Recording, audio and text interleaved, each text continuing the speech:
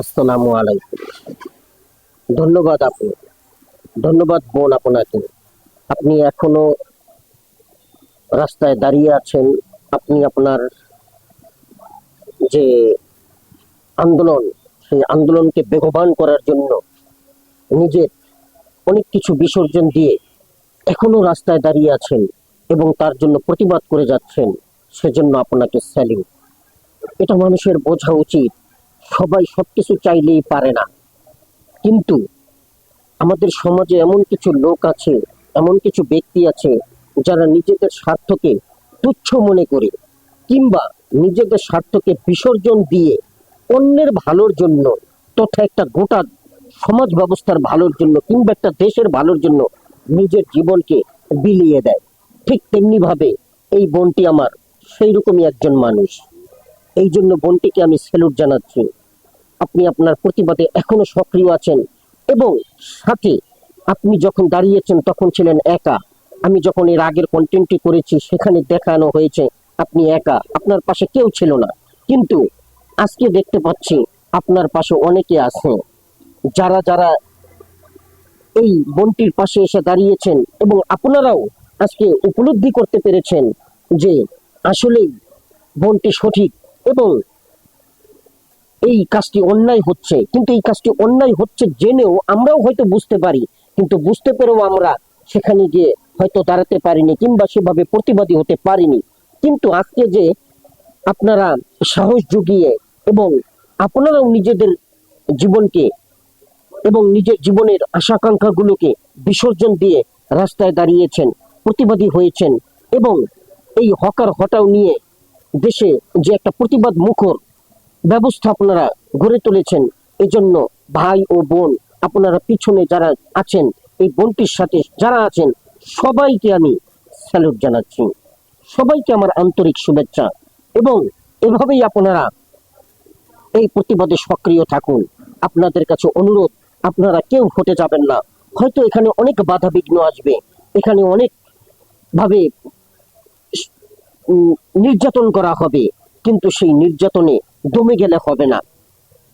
যেহেতু সবকিছু বিসর্জন দিয়ে এসেছেন এবং এই নিজের জীবনকে তুচ্ছ মনে করে এখানে এসেছেন, অতএব এটার একটা সুষ্ঠু সমাধান এবং সুষ্ঠু প্রতিকার নিয়ে তবেই ঘরে ফিরবেন, নতুবা নয়।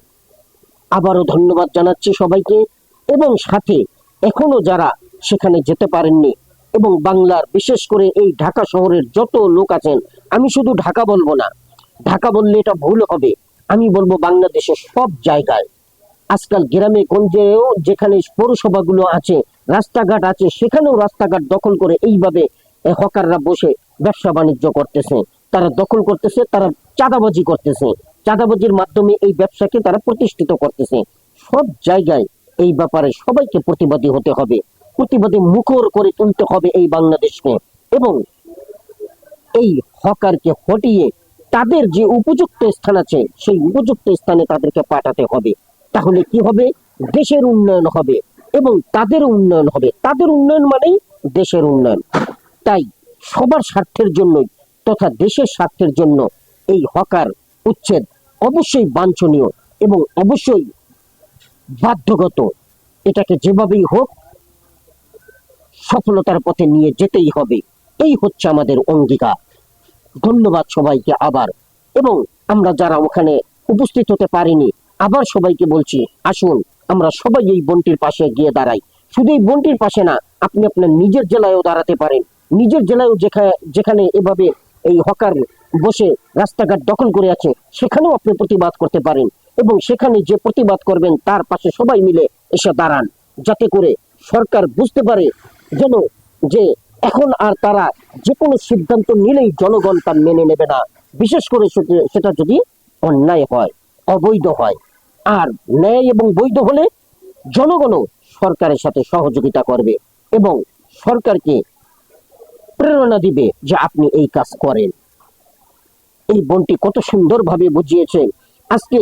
উনি বলেছেন, কত সুন্দরভাবে বলেছেন, দেখেন যে আজকে যে বর্তমান সরকার, তিনি 17 বছর বাহিরে ছিলেন, তিনি সেখানে দেখে এসেছেন সেখানকার কালচার কিরকম, সেখানকার নদী ঘাট খাল বিল সেখানে কিভাবে চলে। অথচ বাংলাদেশের নদীগুলো দূষণে পরিপূর্ণ হয়ে গেছে। সেখানে সেই নদী দিয়ে চলাচল করতে হলে নাক বন্ধ করে তারপরে চলাচল করতে হয়। অথচ উনি এটার কোনো পদক্ষেপ নিচ্ছেন না, রাস্তায় হকার বসিয়ে দিচ্ছেন চক কেটে কেটে। তাহলে উনি কি শিক্ষা নিলেন? ওনার বিসর্জনের মাধ্যমে উনি ওনার জীবনে কি শিক্ষা নিলেন? যে শিক্ষার কোন বই প্রকাশ তো আমরা বাংলাদেশে দেখতে পাচ্ছি না। ধন্যবাদ বোন, আপনার সাথে আমি আছি, আপনারা চালিয়ে যান এবং আমিও চালিয়ে যাব এইভাবে। ধন্যবাদ। আসসালামু আলাইকুম।